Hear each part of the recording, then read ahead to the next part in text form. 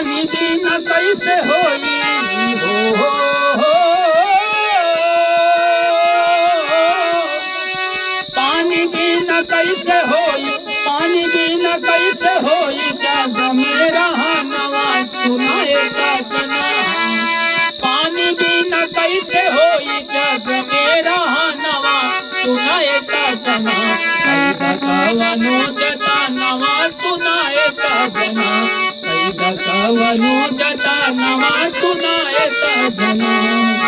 पानी बिना कैसे होई जग मेरा नवा सुनाए सजना। कई भगवानो जता नवा सुनाए सजना, कई भगवानो जता नवा सुनाए सजना।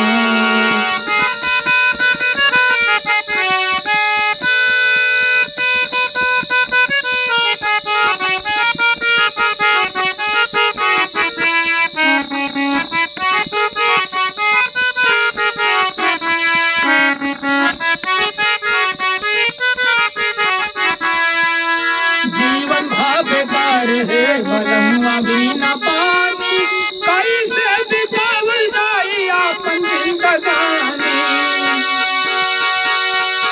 जीवन बेकार है बलमुआ बिना पानी कैसे बितावल जाई, कैसे बितावल जाई आपन जिंदगानी।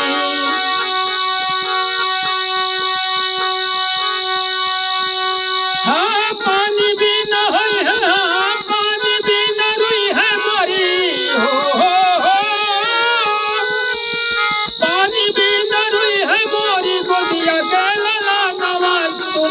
सजना।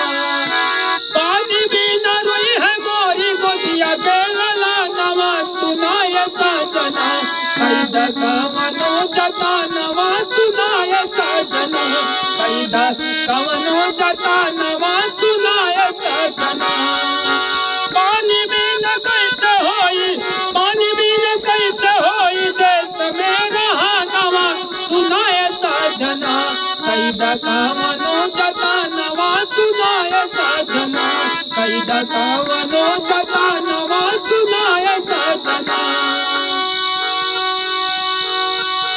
पानी बिना कैसे लगई बाबा गवानिया, जाई है झुराई जब की पेड़ की कहानियां। पानी बिना कैसे लगई बाबा गवानिया, जाई है झुराई जब की, जाई है झुराई जब की पेड़ की कहानियां। और फिर खिलना है फूल पिया हो खिलना है फूल पिया फिर गुलशनवा सुनाए सजना। कई कवनो जता नवा सुनाए सजना, कई कवनो जता नवा सुनाए सजना। पानी बिना कैसे होई देश मेरा नवा सुनाए सजना। कई कवनो जता नवा सुनाए सजना, कई कवनो जता नवा सुनाए सजना।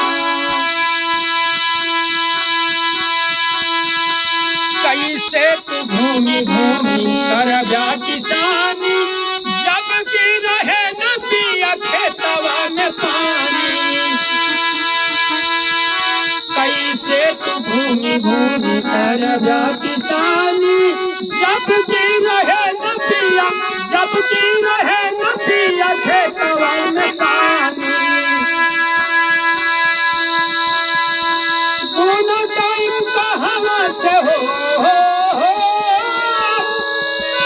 दोनों टाइम कहवा से पाइबा भजनवा सुनाए सजना। कई कवनो जता नवा सुनाए सजना, कई कवनो जता नवा सुनाए सजना। पानी बिना कैसे होई देश मेरा नवा सुनाए सजना। कई कवनो जता नवा सुनाए सजना, कई कवनो जता नवा सुनाए सजना। पेड़ा वाला लगाई के पेड़वा लगाई कर धरती के सिंगारवा रात दिन पानिया के पाड़ी बाओ छरवा पेड़वा लगाई कर धरती के सिंगारवा रात दिन पानिया के पाड़ी बाओ छरवा जल पिगा तुम्हारा भरा हो